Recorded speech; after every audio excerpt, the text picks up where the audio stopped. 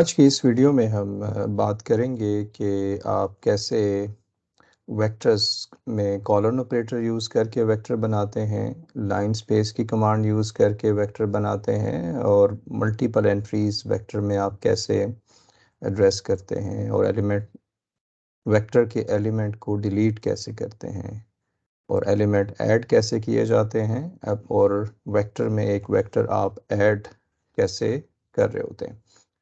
तो अभी हम बात करेंगे कि कॉलन ऑपरेटर। तो सबसे पहले मैं कमांड विंडो पे ही ये सारी कमांड्स लिखूंगा। हम क्या करते हैं कि इसको अनडॉक कर लेते हैं ताकि विजिबिलिटी बेहतर हो जाए। तो सबसे पहले हमारे पास है कॉलन ऑपरेटर। इसका कॉलन ऑपरेटर हम इसलिए यूज़ करते हैं ताकि कोई भी अगर वेक्टर हमारे पास पड़ा हुआ है और उसके एलिमेंट 1000 एलिमेंट्स हैं, अगर आप 3 एलिमेंट्स लिखें, ये तो लिखना आसान है, ये एक रो वेक्टर जनरेट हो जाएगा। लेकिन अगर आपके पास 1000 एलिमेंट्स है और मोर देन 1000 या ज़्यादा एलिमेंट्स हैं और वेक्टर है वो, तो फिर ये आप टाइप नहीं कर सकते हैं और उसका एक पैटर्न भी होगा उस वेक्टर का।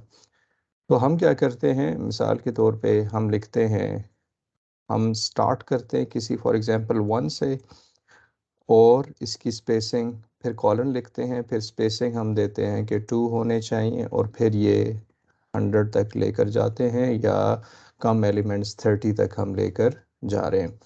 तो यहाँ पर 1 स्टार्टिंग पॉइंट है, 30 इसका एंड एंड पॉइंट है या एंड नंबर है और 2 इसकी स्पेसिंग है।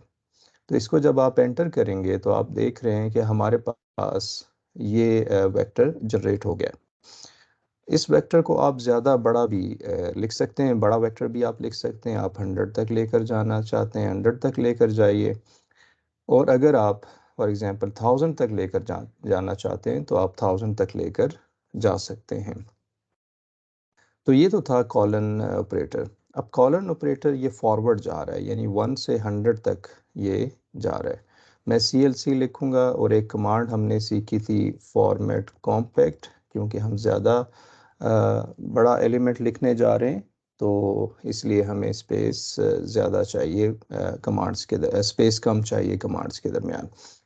तो अगर मैं फॉर एग्जांपल लिखूं C इज़ इक्वल टू, हम स्टार्ट करते हैं 10 से और हमने जाना है 10 से लेकर 1 तक, यानी इंस्टेड ऑफ हम 1 से 100 जाएं, 1 से 10 जाएं, आप बैकवर्ड जाना चाहते हैं तो -2 से -2 स्टेप साइज है और 1 तक जाना चाहते हैं। तो ये बैकवर्ड हमारे पास एक वेक्टर जनरेट हो जाएगा। तो ये था कॉलन ऑपरेटर।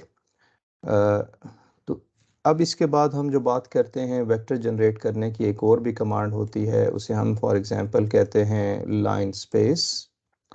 लाइन स्पेस पढ़ते हम लाइन स्पेस हैं, लेकिन यहाँ पर ई नहीं डलता, यहाँ आपने ई नहीं लगाना।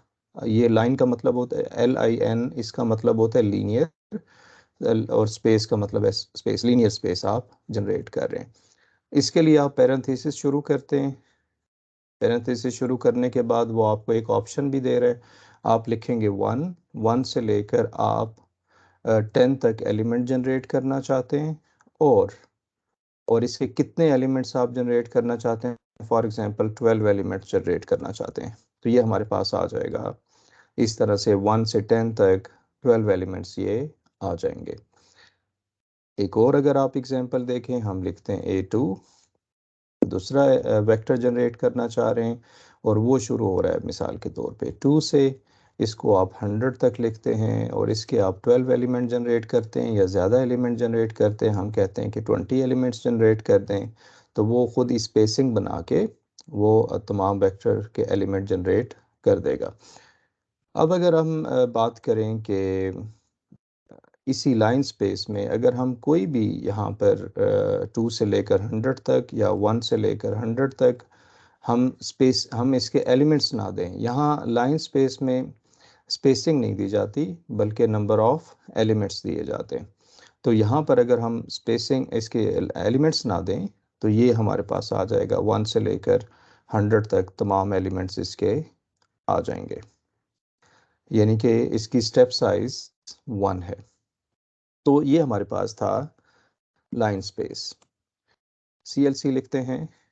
हमारे पास एक वेक्टर है, फॉर एग्जांपल 1 4 5 6 8। ये हमारे पास एक वेक्टर है। अब इस वेक्टर को आप चाहते हैं कि इसके सेकेंड एलिमेंट और लास्ट एलिमेंट को आप एक्सट्रैक्ट करना चाहते हैं। तो ये हम इसे कहते हैं एड्रेसिंग ऑफ एलिमेंट्स। पहले आपने सीखा है प्रीवियस वीडियो में कि अगर सेकेंड एलिमेंट जनरेट करना है तो ए लिखें, पैरेंथेसिस शुरू करें, जिस एलिमेंट को आपने एक्सट्रैक्ट करना है उसका नंबर लिखें, उसका एड्रेस लिखें और पैरेंथेसिस क्लोज कर दें, तो ये 4 आ जाएगा यहाँ पर। लेकिन अगर आप चाहते हैं कि आप सेकेंड एलिमेंट भी फाइंड करें और थर्ड भी फाइंड करें या सो ऑन, अपनी मर्ज़ी का कोई भी एलिमेंट, लेकिन एक ही दफ़ा में आप फाइंड करना चाहते हैं, तो आप लिखेंगे ए, पैरेंथेसिस शुरू करें, यहाँ पर आप लिखें स्क्वायर ब्रैकेट्स 2 कॉमा, यानी कि सेकेंड एलिमेंट बता दे हमें और थर्ड एलिमेंट बता दे, और स्क्वायर ब्रैकेट हम क्लोज करेंगे और पैरेंथेसिस क्लोज करेंगे। तो ये आप देखिए कि हमारे पास इस वेक्टर के आप सेकेंड एलिमेंट जो कि 4 है और थर्ड एलिमेंट इसने जनरेट कर दिया है। अब इसी को अगर हम सेकेंड एलिमेंट चाहते हैं और लास्ट एलिमेंट चाहते हैं, देखते हैं ये एंड के साथ आ जाएगा। लास्ट एलिमेंट का अगर नंबर आपको नहीं पता तो आप इसे एंड कह सकते हैं। 1 2 3 4, वैसे तो 5 है लेकिन ये आप एंड लिखेंगे तो तब भी वो आंसर दे देगा। इसी तरह से एक अगर आप थर्ड एलिमेंट जनरेट करना चाहते हैं, जनरेट नहीं करना चाहते, एक्सट्रैक्ट करना चाहते हैं, और सेकेंड एलिमेंट एक्सट्रैक्ट करना चाहते हैं, थर्ड एलिमेंट एक्सट्रैक्ट करना चाहते हैं, और फिर आप for example fifth element extract करना चाहते हैं, तो ये आप इस तरह से कर सकते हैं। ये यूज़फुल कमांड हमारे पास होगी फ्यूचर में। इसी तरह से ए के एलिमेंट्स को आप फॉर एग्जांपल आपने ये 6, यहाँ पर ये 6 गलत लिख दिया है या 4 आपने गलत लिख दिया है, बजाय ये कि आप पूरा वेक्टर दोबारा से टाइप करें, आप इसके एलिमेंट को डिलीट भी कर सकते हैं। डिलीट करने के लिए आपको पहले लेफ़्ट साइड पे, इक्वल के लेफ़्ट साइड पे उसका एड्रेस देना होगा। एड्रेस आप कैसे देते हैं? पैरेंथेसिस से, हमने सीखा है। अगर आप कहते हैं कि सेकेंड एलिमेंट गलत लिखा गया है तो उसका एड्रेस दे दें, और उसके सामने आप लिख दीजिए कि ये हमारे पास एम्प्टी स्क्वायर मैट्रिक्स आप लिख दें, खाली लिख दें, तो वो एलिमेंट जो है वो डिलीट हो जाएगा। अब आपका जो वेक्टर है, जो वेक्टर हमने जनरेट किया था 1 4 5 6 8 के साथ, वो अब अपडेट हो गया है। अब हमारे पास इस पुराने वेक्टर में कोई एक्सेस नहीं है, अब ये अपडेटेड है, यानी ए का अपडेटेड वर्जन ये है। आप अगर काम करेंगे तो अब इस ए के साथ आप काम कर रहे होंगे। तो हमारे पास इसी तरह से अगर आप इसके थर्ड एलिमेंट फॉर एग्जांपल गलत लिखा है, अब ये ए हमने नया जनरेट किया है, तो अगर हम फॉर एग्जांपल 3 लिखें, अब 3 का मतलब होगा कि थर्ड एलिमेंट को हम एक्सट्रैक्ट डिलीट करना चाह रहे हैं, एक्सट्रैक्ट नहीं कर रहे, डिलीट कर रहे हैं, तो ये हमारे पास आ जाएगा 1 5 8। ठीक है। तो अगर आप फॉर एग्जांपल फर्स्ट 2 एलिमेंट्स को ख़त्म करना चाहते हैं, आप कहते हैं कि ए 1 से लेकर 2 तक ये जितने भी एलिमेंट्स हैं इसमें, इसको आप डिलीट कर दें, तो ये हमारे पास सिर्फ सिंगल एक वेक्टर बनेगा जो कि बेसिकली स्केलर हमारे पास आ रहा होगा। ये 2 एलिमेंट्स यहाँ से जनरेट हो जाएंगे, डिलीट हो जाएंगे, और हमें 8 मिल जाएगा। तो यहाँ पर आप देख रहे हैं कि हमने स्टार्ट यहाँ से किया था और इसको मुख्तलिफ़ तरीके से मैनिपुलेट किया, और आप देख रहे हैं कि हमने डिलीट किया, और इसमें जो है हमारे पास एक स्केलर बाकी बच गया। अब हम क्या करते हैं कि कुछ एलिमेंट्स ऐड करते हैं। अब ए में हम चाहते हैं कि सेकंड पोजीशन पे हमारे पास क्या आ जाए, हमारे पास एक आ जाए 2 3 और 4, लेकिन लेफ़्ट साइड पे चलें, हम पहले क्या करते हैं कि सिर्फ एक नंबर हम ऐड करते हैं, तो ये आ जाएगा। आप देखिए कि सेकंड पोजीशन पे, ए की सेकंड पोजीशन पे हमने 2 जो है यहाँ पर ये ऐड कर दिया है। इसी तरह से अगर आप ए में थर्ड पोजीशन पे ऐड करना चाहते हैं, मिसाल के तौर पे 4, तो ये आप एंटर करेंगे तो ये 4 आ जाएगा। इसी तरह से ए को अगर आप मैं ए को अगर आप कहते हैं कि 6 पोजीशन पे ऐड करें तो वो क्या करेगा, बीच में 0 लगा देगा। 6 पोजीशन पे आप कहते हैं कि 9 ऐड हो जाए और बीच में जो है वो जहाँ पर जगह नहीं है या जिसका हमने एड्रेस नहीं दिया वहाँ पर ये 0 लगा देगा और बाकी हमारे पास वहाँ 9 नंबर वहाँ पर ऐड हो जाएगा। तो ये आप मैनिपुलेशन करना जानिए, क्योंकि इसके बगैर आप प्रोग्रामिंग नहीं कर सकेंगे। ये सब चीज़ें आपको पता होनी चाहिए।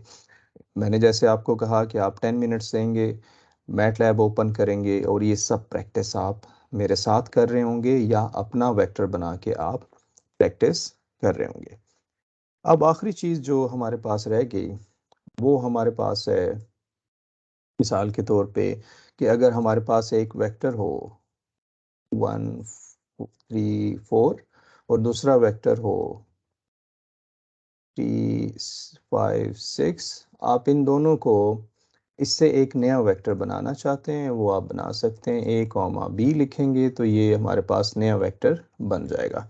ए जब आपने लिखा स्क्वायर ब्रैकेट में तो ए के तमाम एलिमेंट्स यहाँ आ जाएंगे, और जब आपने बी यहाँ पर लिखा और स्क्वायर ब्रैकेट्स के साथ इसको लिखा तो फिर ये बी के एलिमेंट्स यहाँ पर आ जाएंगे।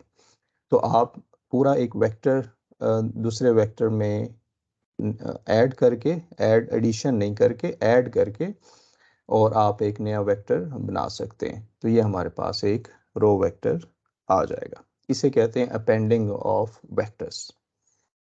Thank you for watching.